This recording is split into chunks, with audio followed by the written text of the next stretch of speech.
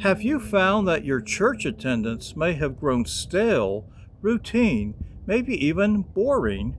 We're going to look at a quick fix, but before we do, let me say that it happens.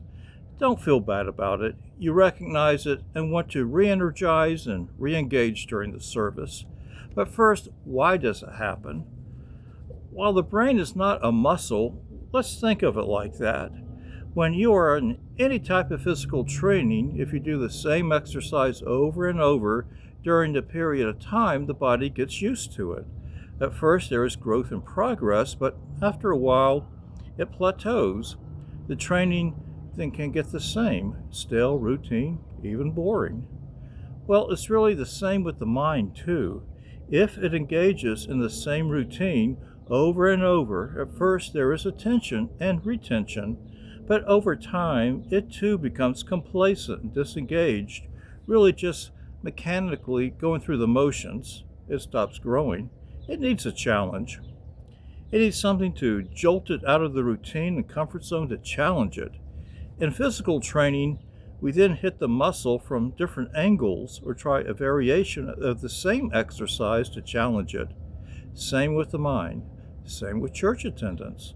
You see, the staleness routine or a normal human physical response, nothing abnormal or to feel guilty about.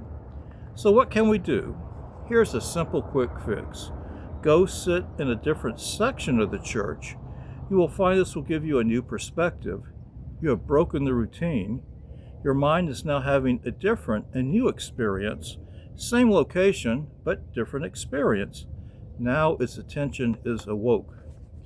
If you haven't yet, then go sit at or near the front of the church. Here you will be closer to the pastor or priest. You can see his mouth move in more detail. You can better see his body language that perhaps you missed before. This can add to the message. It's as if he's talking to you. There is no one or fewer people between you and him. If it is a large church that uses video screens, well, you do not need that now. It is more live and personable. It is as if you are interacting with him. If your church has paintings, stained glass, statues, or icons around or behind the altar, well, now you can get a better view and see in more detail. Here's a true story. One church always sat on the far left side near the wall. In front of me to the left was a baptismal pool. I could see it looking from its end. However, by sitting on the right side of the church, I could see the whole thing. I could also view the service from a different angle. Viewing something from a different angle, having a new background, or one that is the same but seen differently, can stimulate the mind. It takes it out of its programmed visual routine. It is like hitting a muscle from a different angle in physical training. So what about the back of the church? Well, this is a different experience too. Here one can see the whole picture. It is not compartmentalized, as if you sit closer up or on a far side. You can feel you are part of the congregation as you are part of its body. You can see how others interact. For example, in prayers you can see everyone praying with you and see that you are part of a wider community than just those around you. It can give you strength and comfort to see that you are in a fellowship of believers.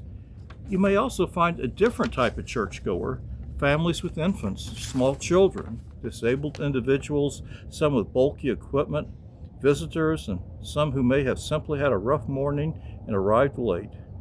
You can see the diversity in the church. Perhaps, too, you could sit back, relax a bit, and let the mind absorb the service.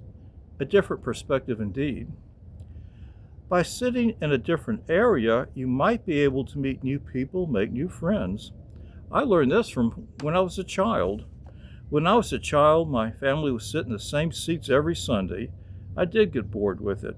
I think it may have also been part of the growing up process and trying to establish some independence, but I started separating from them at the beginning of the service and sitting in different seats on Sunday.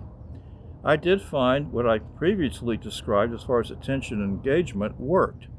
In fact, I began to look forward to different experiences every Sunday, but more came out of it. I noticed that there were kids my age who also came, and I would see them every Sunday. I did not know who they were, so I began sitting next to them. I met some interesting people, made some new friends. I remember there was one girl who moved from Tucson, did not have any friends in the new place. There was another who had moved from Iowa. Same thing. Through us, my parents made friends with their parents. And so you can also have the same opportunity to meet new people. Some you may see every Sunday, not know who they are.